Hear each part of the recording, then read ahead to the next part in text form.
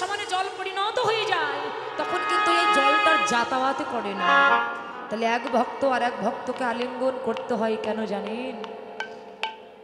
আমার ভিতরে যদি একটু ভক্তি কম থাকে আর এই ভক্তের ভিতরে যদি একটু ভক্তি বেশি থাকে, আলিঙ্গনের মাধ্যমে সেটা সমানে সমানে পরিণত হয়ে যায়। এই জন্য বললেন, এই ভক্তি যদি তোমার ভিতরে না থাকে, ওই বিষয় বাসনার মধ্যে থাকলে তুমি ভক্তি পাবে না। তোমার টাকা পয়সা থাকতে পারে, তুমি ভক্তি পাবে না। তাহলে ভক্তি পেতে গেলে কি করতে হবে? বললেন মাঝে মাঝে সংসারকে রেখে একটু সাধুগুরু বৈষ্ণবের বাজারে যেতে হবে। সাধুগুরু বৈষ্ণবের বাজারে গিয়ে বসে থাকলে হবে না। যে বৈষ্ণবের নাম শুনে নয়নের জলে কাঁদে, ভক্ত চেনা যায় কিসে গো?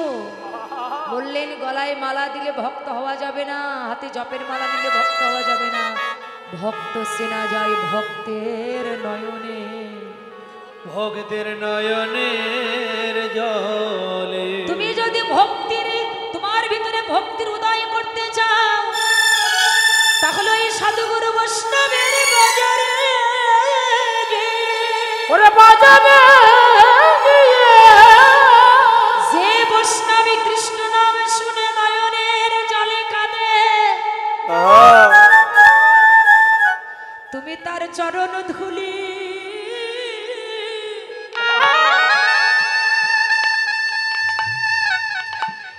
তোমার মাথায় মাখো। ওরে সেই বৈষ্ণবী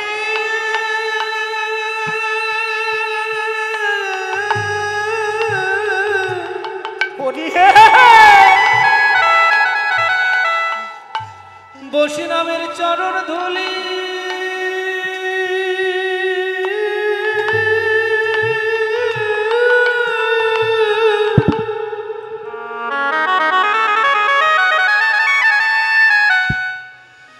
তুমি তোমার অঙ্গে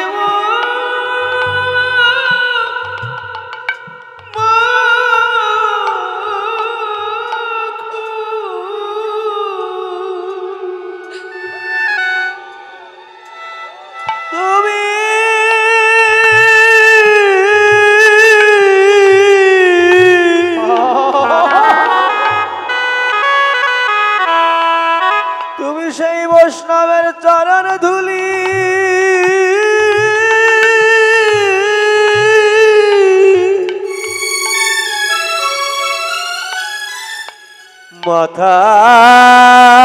মাথায় মাখো।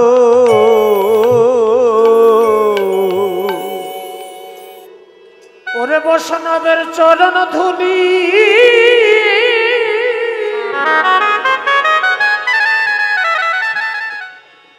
তোমার মাথা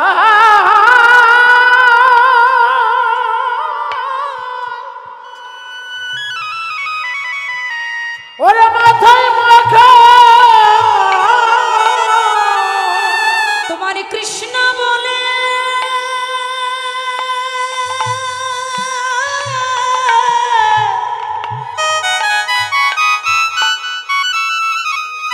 এই প্রাণ কাঁদবে।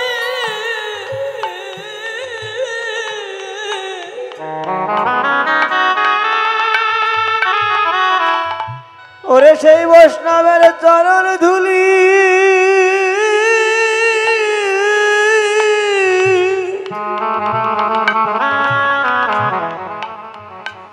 তোমার মাথায় মাখো। তোমার কৃষ্ণ বলে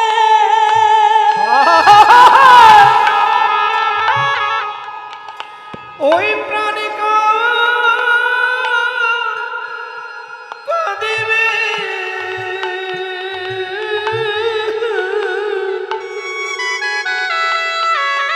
সেই বৈষ্ণবের চরণ ধুলি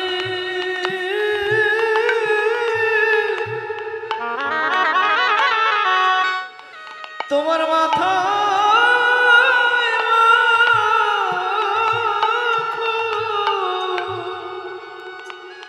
ওরে কৃষ্ণ বলে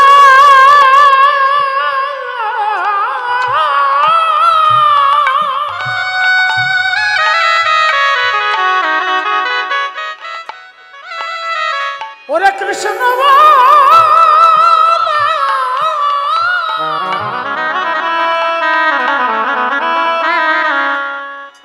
তোমার প্রাণে কাঁদি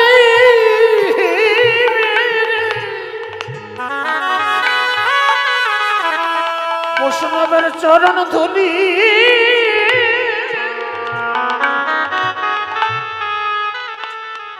তোমার মাথা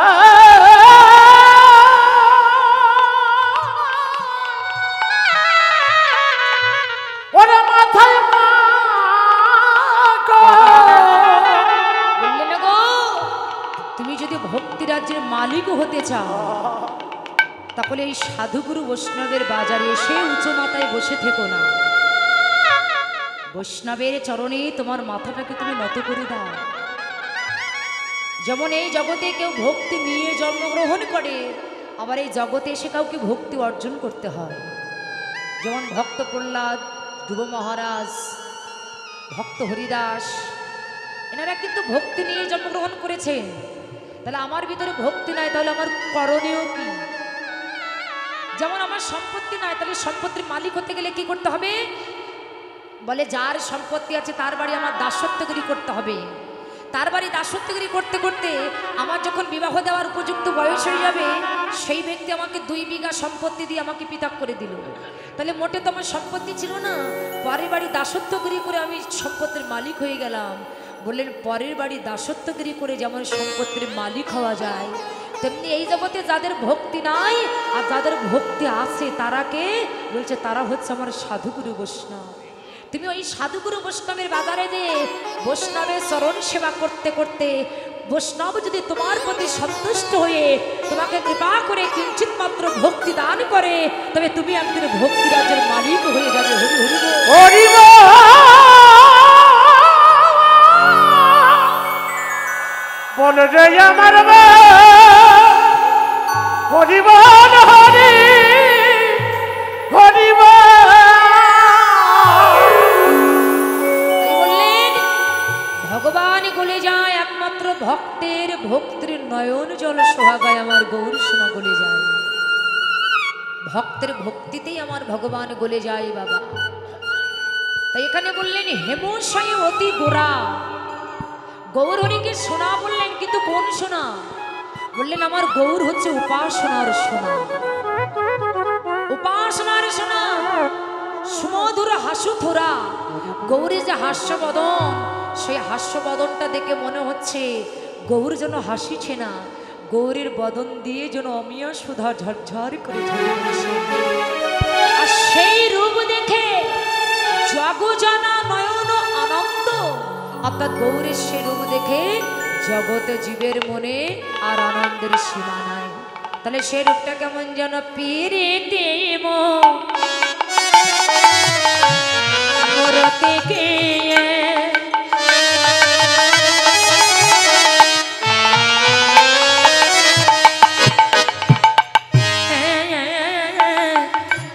রূপস রূপ ধর। হ্যালো আহারে পীড়িতির রতে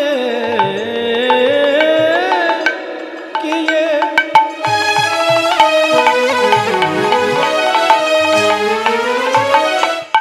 আহার রূপস রূপ ধর। আহা ওই ছাড়া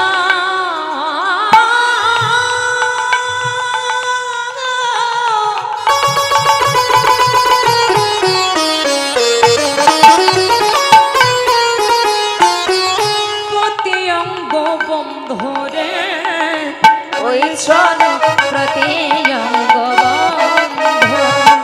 ওরে ওই সোনা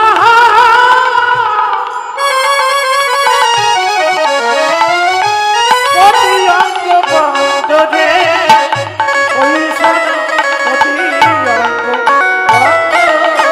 গৌরাজি মূরতি ধরেছেন গো, আজ মূরতি ধরেছে গো, আজ মূরতি ধরেছেন গো। গৌরাজ মূরতি ধরেছে রে, জীবের কুরতি নাশিতে আজ মূরতি ধরেছে গো। পুরতি ওর মূরতি নাশ করিতে আজ মূরতি ধরেছে রে। জীবের কুরতি নাশিতে এই নদী আরো ভাগ্যাকাশে মূরতি নাশিতে, ওই নদী আরো ভাগ্যাকাশে, মূরতি নাশিতে, নদী আরো ভাগ্যাকাশে, মূরতি নাশিতে, নদী আরো ভাগ্যাকাশে। মূরতি নাশিতে, গৌরাজ মূরতি ধরেছে রে। ওই সনপতি অঙ্গ প্রতি অঙ্গ বান্ধ, ওই সনপতি অঙ্গ প্রতি অঙ্গ বান্ধ। আমার দিদি ভাই ভগবান আমি কিছু অর্থ দান করেছেন, তার গীতা দিয়ে পায়ে হাত দেবেন না কখনো, তার জন্য গীতা দিয়ে পায়ে হাত দিতে নেই। তার জন্য সবাই আশীর্বাদ করবেন, যে মনস্কামনা দান করেছে ঈশ্বর যেন তার মনস্কামনা পরিপূর্ণ করে। কি বললেন? প্রীতি মূরতিকে রূপ স্বরূপাধর হয়েছিল প্রতি অঙ্গ বন্ধ। বললেন জীবের কুরতিকে নাশ করবার জন্য আজকে মূরতি ধরেছে। কুরতি মানে কি বাবা? বললেন কু মানে হচ্ছে খারাপ, আর রতি মানে হচ্ছে ভালোবাসা। বল হরি অর্থাৎ বল। যাদের ভিতরে কুমন্ত্রণা কুবাসনা আছে, যাদের সেই কুমন্ত্রণা কুবাসনাকে নাশ করবার জন্য আজকে নদীয়ার মধ্যে গৌরাঙ্গ মহাপ্রভু আমার প্রীতির প্রতি ধরলেন। হরি বল হরি বল, অর্থাৎ গৌর হরি ভালোবাসার মূর্তি ধরেছে। বল হরি। তাহলে প্রীতির মূর্তি ধরলেন নদীয়ার মধ্যে। দেখুন এই জাগতিক জগতের প্রীতি আর আমার রাধা কৃষ্ণ প্রীতি কিন্তু এক নয় বাবা। বললেন প্রীতি প্রীতি তাই গৌর হরি হরি বল। আমার একটা বৌদি একটা বস্ত্র গীতা দান করেছেন, তার জন্য আশীর্বাদ করবেন, ঈশ্বর যেন তার মনস্কামনা পূর্ণ করেনি। তাই গৌর হরি হরি বল।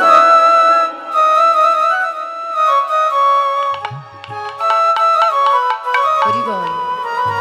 বললেন এই জাগতিক জগতে প্রীতি আর আমার রাধা কৃষ্ণ প্রীতি এক নয়। প্রীতি প্রীতি বিষম প্রীতি, প্রীতি তেমন হয়। কামের প্রীতি প্রেমের প্রীতি কবু সমতুল নয়। কামের প্রীতি তার রীতি শুধু চুলাচুলি করে, আর প্রেমের প্রীতি তার রীতি শুধু জড়াই জড়াই ধরে। লক্ষ্য করবেন আমার দিকে, আগে যেমন এক মন ছিলেন চিঠি এক মনই থাকবেন, আর মনস হবেন না। চৈতন্য চৈতামৃতে বললেন সাধন ভক্তি হইতে হয় রতি হৃদয়, রতিগান হইলে তার প্রেম নাম হয়। আত্মইন্দ্র প্রীতি ইচ্ছা তারে বলি কাম, আর কৃষ্ণেন্দ্র প্রীতি বাঞ্ছা ধরে প্রেম নাম। কাম প্রেম দূত বহুত অন্তর, কাম হচ্ছে লোহা সম, প্রেম হচ্ছে হেম জ্যোতির্ময়। বাবা লোহা যদি মাটিতে ফেলে রাখা হয় তবে তা জং ধরে নষ্ট হয়ে যায়, আর প্রেম হচ্ছে হেম জ্যোতির্ময়। হেম মানে সোনা, ওই সোনা যদি যুগ যুগান্তর মাটিতে ফেলে রাখা হয় তবে সোনা কখনো জং ধরে না, কখনো নষ্ট হয় না। তাই বলেন আত্মেন্দ্র প্রীতি ইচ্ছা তারে বলি কাম, আর কৃষ্ণ ইন্দ্র প্রীতিবাঞ্চ ধরে প্রেম নাম। উদ্ধহিত নির্মিতে ধায় তারে বলি কাম, আর নির্মোহিত উদ্যতে ধায় ধরে প্রেম নাম। রাধে রাধে। আজকে সেই গৌরাঙ্গ মহাপ্রভু প্রীতি মূরতিকে রূপ স্বরূপাধর স্বরূপ ধরলেন। কেন? বললেন জীবের আত্মস্বরূপকে জাগানোর জন্য আজকে গৌর হরি প্রীতির মূরতি ধরেছে। এই যে এখানে যারা আছেন বলুন তো আমাদের পরিচয় কি? মায়েরা, আমাদের প্রত্যেকটা জীবের একটা মাত্র পরিচয়, সেই পরিচয়টা কি গো জানেন? হরি বল। আমরা বাংলাদেশের নাগরিক, এটাই কি আমাদের পরিচয়? বলে আমার বাবা মেম্বার চেয়ারম্যান, আমি চেয়ারম্যানের মেয়ে বা চেয়ারম্যানের ছেলে, আমার স্বামীর অনেক টাকা পয়সা আছে, ধন ঐশ্বর্যের কোনো অভাব নাই, আমি অমুকের বউ, এই হচ্ছে আমার পরিচয়। বললেন না, ওটা তোমার কোনো পরিচয় নয়, ওটা তো জাগতিক জগতের পরিচয়। তাহলে তোমার পারমার্থিক জগতের পরিচয়টা কি? তোমার পরিচয় কি? এই জগতে প্রত্যেকটা জীবের আমাদের একটা মাত্রই পরিচয়, আর সেই পরিচয়টা হলো জীব নিত্য শ্রীকৃষ্ণের চরণের দাস। হরি হরি বল, হরি বল। সকলে মা আমরা হলাম আমি প্রত্যেককে শ্রীকৃষ্ণের চরণের দাস। আর এটাই আমরা আমাদের পরিচয়, আর এটা আমরা সবাই ভুলে গেছি। এটা আমাদের কারো মনে নয়, আমরা যে কৃষ্ণের চরণের দাস এটা আমরা ভুলে গেছি। বাবা শুনুন, সর গোস্বামীর মধ্যে এক গোস্বামী ছিলেন যার নাম ছিলেন সনাতন গোস্বামী। আর এই সনাতন গোস্বামী ইনিও মস্ত বড় ধনী ছিলেন, এনার ধন ঐশ্বর্য কিছু অভাব ছিল না। হঠাৎ সনাতন গোস্বামীর ভিতরে প্রশ্ন জাগলো, তাই তো এই জগতে যা কিছু আছে সবই কিছু তো আমার, কিন্তু আমি কার? আচ্ছা, এই কথাটা আমরা কেউ কখনো কোনোদিন ভেবে দেখেছি যে এত ছেলে আমার, মেয়ে আমার, গাড়ি আমার, ঐশ্বর্য আমার, এই টাকা পয়সা আমার, সবই কিছু তো আমার আমার করছেন, তাহলে আমি কার? ও মায়েরা, এই কথাটাকে ভেবেছেন যে আমি কার? আমি কে? আমার পরিচয় কি? আমি কোথা থেকে এসেছিলাম, আবার আমি কোথায় যাব? তাই সনাতন গোস্বামীর ভিতরে যখন এই প্রশ্নটা জাগলেন যে এই জগতে যা কিছু আছে সবই কিছু তো আমার, কিন্তু আমি কার? আমার পরিচয় কি? সনাতন গোস্বামী মনে মনে চিন্তা করলেন, আমার এই পরিচয়ের কথা জানতে গেলে, আমি এই সংসার মধ্যে থাকলে আমি কখনো কোনোদিন আমার পরিচয়ের কথা আমি জানতে পারবো না। তাই সনাতন গোস্বামী তার ধন ঐশ্বর্য সবই কিছুকে পরিত্যাগ করে অঙ্গে একটা কম্বল জড়িয়ে নিয়ে, আসতে মায়েরাই মায়েরা কথা হচ্ছে কেন? এত সময় তো ঠান্ডা ছিলেন, হঠাৎ করে কি হলো? সামন করবেন না, চুপ করে বসুন। সনাতন গোস্বামী মনে মনে চিন্তা করলেন, ধন ঐশ্বর্যকে পরিত্যাগ করে অঙ্গে একটা কম্বল জড়িয়ে নিয়ে তিনি পথের ভিখারি হয়ে গেলেন। আর হঠাৎ পথে যেতে যেতে শুনলেন যে কাশীধামে আমার গৌর হরি এসেছে। সনাতন গোস্বামী ছুটতে ছুটতে আচার্যকে প্রভু চরণে পড়ে গৌর হরি চরণ দুটি হৃদয় কমলে জড়িয়ে ধরে বলছে, গৌর হরি, গৌর হরি, আমি সবই কিছুর মায়া ত্যাগ করে তোমার কাছে এসেছি শুধুমাত্র একটা প্রশ্নের উত্তর জানতে। গৌর হরি সনাতনের দিকে লক্ষ্য করে বললেন, সনাতন, সবই কিছুর মায়া ত্যাগ করতে পারলে অঙ্গে কম্বলের মায়াটা ত্যাগ করতে পারলে না।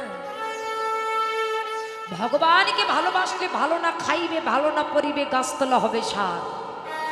ভগবান বলছে এ জগতে আমাকে যে ভালোবাসে আমি কিন্তু তাকে বেশি করে কাঁদাতে ভালোবাসি। লক্ষ্য করুন, ভগবান কি বলছে, যারা আমাকে ভালোবাসে আমি এই জগতে সেই ভক্তের মাথার উপরে অনেক দুঃখ কষ্ট জ্বালা যন্ত্রণার বোঝা আমি তাদের মাথার উপরে চাপিয়ে দেই। আমি তাদের পরীক্ষা করি। স্বর্ণকার যেমন সোনাকে আগুনে পুড়িয়ে পুড়িয়ে ওই সোনাকে যেমন খাঁটি করে, তেমনি আমার ভগবান তার ভক্তকে দুঃখের অনালে পুড়িয়ে পুড়িয়ে খাঁটি করে।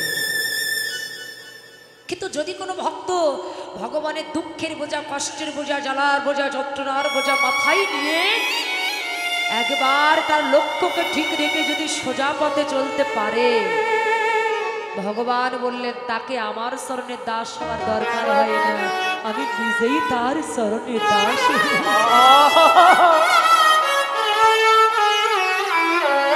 সনাতন গোস্বামী যখন বললেন সবই কিছুর মায়া ত্যাগ করলে, কম্বলে মায়াটা ত্যাগ করলে না, সনাতন গোস্বামী পদমাজারে গিয়ে ভিখারিকে কম্বলটা দান করে পরনে একটা সেরা গামছা পরে, গলায় একটা সেরা গামছা পরে বলছে, দয়াময়, আমি তোমার কাছে একটা প্রশ্নের উত্তর জানতে আমি সবই কিছু ছেড়ে তোমার কাছে এসেছি।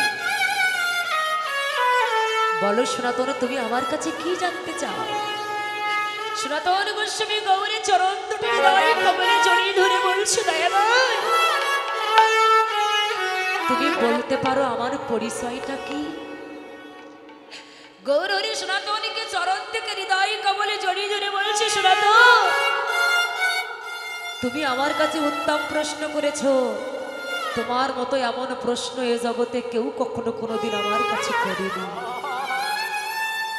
এ জগতের মানুষ শুধু বিষয় বাসনা নিয়ে ব্যস্ত, কিন্তু ওরা জানে না এত কষ্ট করছে, এত কুকুরের মতো পরিশ্রম করছে, একটা ব্যবসা বাণিজ্য করছে, সব কিছু করতে গিয়ে ওরা আমার নামটা ভুলে যাচ্ছে। ওরা জানে না আমি যদি ডাক দেই, যেখানের বস্তু সেখানে ফেলে রেখে ওকে আমার কাছে চলে আসতে হবে। আসল কথা কি জানেন বাবা, দেখবেন একটা বাজারে যখন কষাই মাংস কেটে কেটে বিক্রি করে, একটা কষাই মনে করে ছাগল কেটে বিক্রি করছে, তারই পাশে দেখবেন আর একটা ছাগল বাঁধা থাকে, তার মুখে কিছু ঘাস দিয়ে রাখে, লতা পাতা দিয়ে রাখে। তো ওর মুখে লতা পাতা দিয়ে রেখেছে, ওর নির্বিঘ্নে লতা পাতা খাচ্ছে, কিন্তু ওর সামনে কিন্তু আর একটা ছাগলকে কুচি কুচি করে কেটে বিক্রি করছে। ওর নির্বিঘ্নে খেয়ে যাচ্ছে, ওর এই জ্ঞান নাই যে ওর শেষ হয়ে গেলে তারপরে আমার পালা। এই সংসার মধ্যে আমাদের অবস্থা কি হয়েছে জানেন? এই সংসার মধ্যে আমার সামনে আমার বাবা মরে গেল, তার বাবা মরে গেল, আমার ভাই মারা গেল, আমার আত্মীয় স্বজন কত লোক মারা যাচ্ছে, পাড়া প্রতিবেশী কত লোক মারা যাচ্ছে, আমি শুনছি, কিন্তু আমার এই জ্ঞান নাই ওর মতো একদিন আমারও চলে যেতে হবে। আমি শুনছি, দেখছি, কিন্তু এই জ্ঞানটা নাই। আমরা নির্বিঘ্নে মায়ার জালে বসে আছি, কিন্তু আমাদের এই জ্ঞানটা নাই ওর দেহটা যেমন শিকার করে তুলে দিয়ে দাউ দাউ করে আগুনে পুড়ে ছাই হয়ে গেছে। হয়তো আমারও দুদিন আগে চলে গেছে, দুদিন পরে হয়তো আমার যেতে হবে।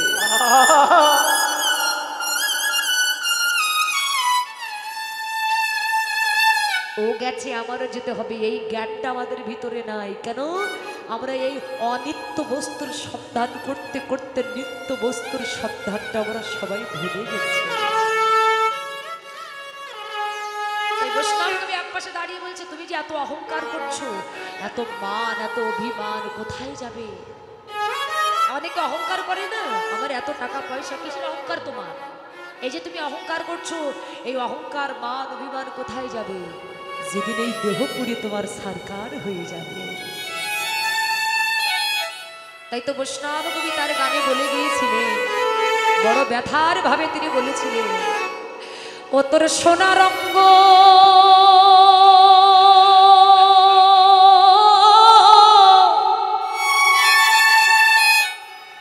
ওরে সেদিন হবে ভঙ্গ রে। এই যে সোনার অঙ্গ একদিন ভঙ্গ হয়ে যাবে। কোনদিন? ও তুই যেদিন পুড়ে হবি ছাই,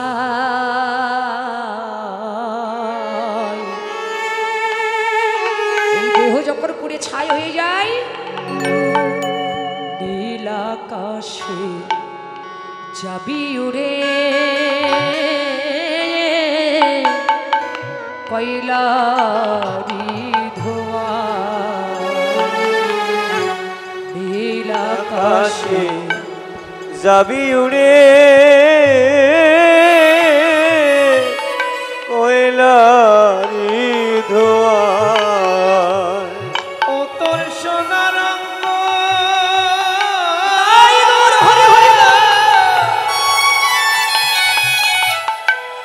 একদিন হবে রে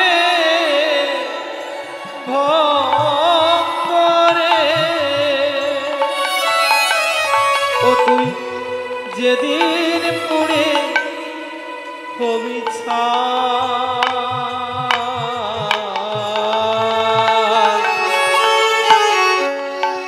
নীল আকাশে যাবি উড়ে কয়লারি ধোয়া। নীল আকাশে যাবি উড়ে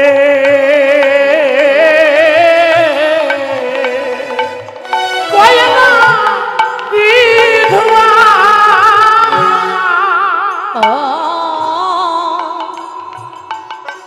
জ্বালবে অঙ্গ খুছে খুছে,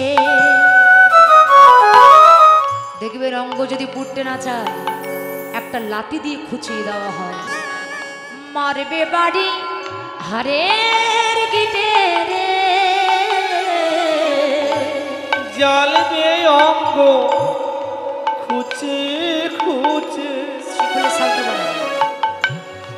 মারবে বাড়ি হাড়ের ভিতরে, ও তোর পিঠের চামড়া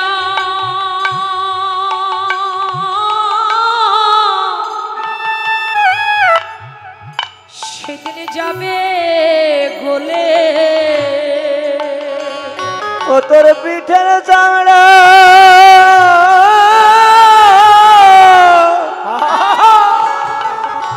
সেদিন যাবে গলে, এই তোর পিঠের চামড়া সেদিন যাবে গলে, ওরে হাত বুলাবে কে তোর গায়।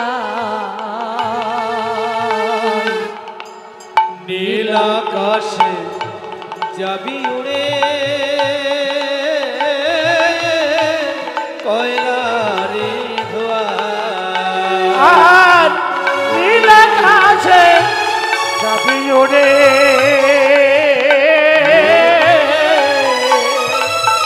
কয়লা বিধবা।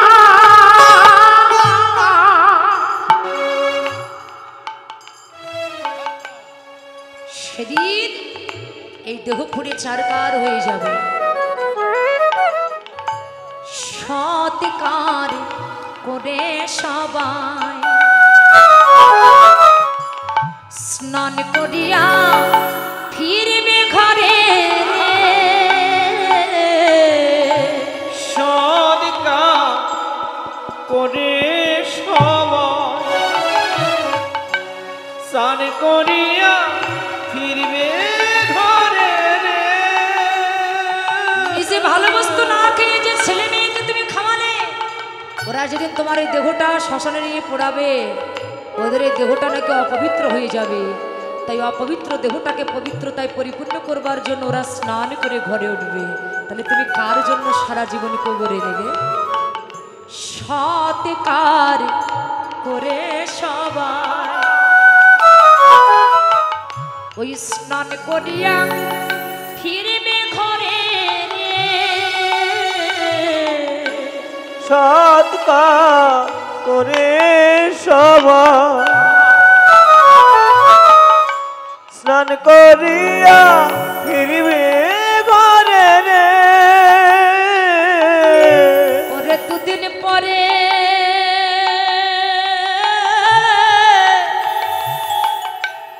সবাই যাবে ভুলে, ওরে দুদিন পরে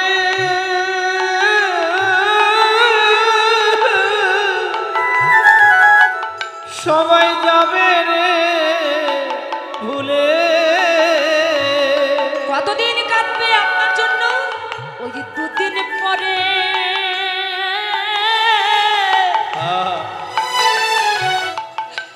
সবাই যাবে ভুলে, আমার ভবা পাগলা ভেবে কর